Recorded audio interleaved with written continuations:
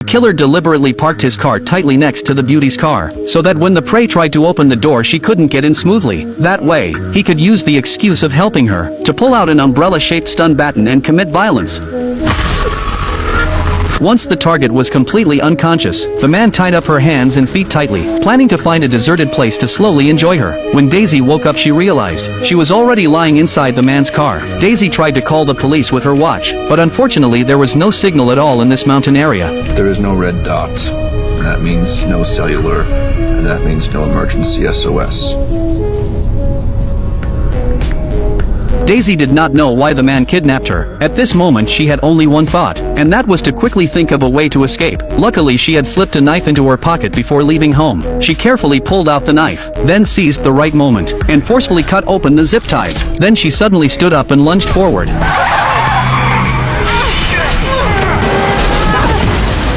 Luckily, neither of them was seriously hurt. Then Daisy kept stabbing at him with the knife like crazy, but it did not cause any fatal threat to Jeff, and Jeff was not in a hurry. He just calmly glanced at his watch. Turns out he had already injected Daisy with a paralytic, and soon she would lose all mobility. If nothing unexpected happened, in 1 minute Daisy would start feeling discomfort. In 10 minutes she would feel numbness in her limbs and weakness. In 15 minutes her legs would be completely paralyzed. By the 20th minute, her breathing would become labored and she would be unable to speak, and finally she would lose all ability to move. After hearing this, Daisy was even more terrified. Whether Jeff was telling the truth or not, she could not think about that anymore. Her first instinct was to run, because maybe this was her only chance to survive. She could only run forward as fast as she could, but something terrifying still happened. Before long, her fingers began to go numb. Jeff with a limp was slowly closing in. Daisy sped up again, but there was not much time left for her. If she wanted to survive, she had to run out of the forest within 20 minutes, and contact the outside world for help. As every second passed, one of Daisy's legs was already completely numb, and Jeff was getting closer and closer. She could only hide under a tree hollow to avoid being tracked. But then another horrifying thing happened. Thousands of ants crawled out, and they began frantically biting her wounds. Daisy was in unbearable pain. Finally she could not hold it back and screamed.